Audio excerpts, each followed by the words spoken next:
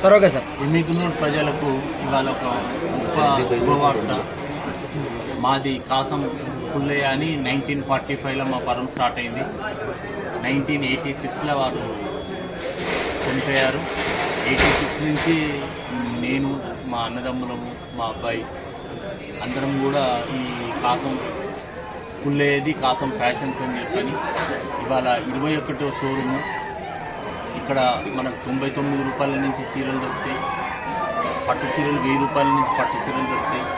పెళ్ళిళ్ళకు, గృహప్రవేశాలకు, మన వెడ్డింగ్, నిశ్చితాంబూలాలకు, పండుగలకు అన్ని రకాల రెడీమేడు పట్టు saris, Punjabi, men's wear, ethnic wear ఇవన్నీ కూడా లేటెస్ట్ ఎక్కడైతే బాంబేలో, ఢిల్లీలో తయారయ్యేటి లేటెస్ట్ ఇక్కడికి ఏ రోజు ఆ రోజు వస్తుంది.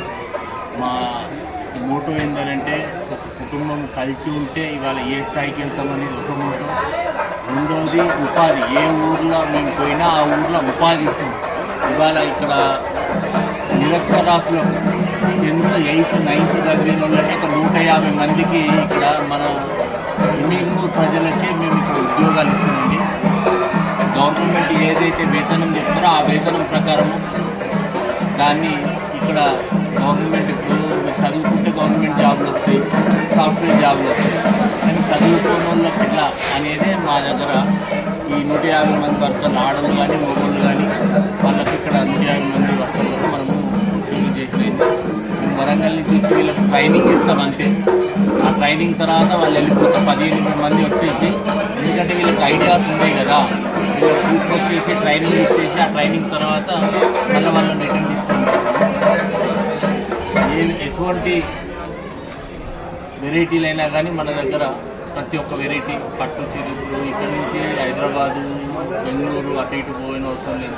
ఆ పొయ్యి వచ్చే ఛార్జీలో పట్టినే మేము ఇక్కడ అన్ని వస్త్రాలు, కుటుంబము సరిపోయే వస్త్రాలు పొయ్యి వచ్చే పైసలతోనే మేము ఇచ్చేస్తాము. హైదరాబాద్లో ఏదైతే షోరూమ్ ఉంటుందో అలాంటి షోరూమ్లే మా ఇక్కడ. ఇది మాకు 140వ షోరూమ్.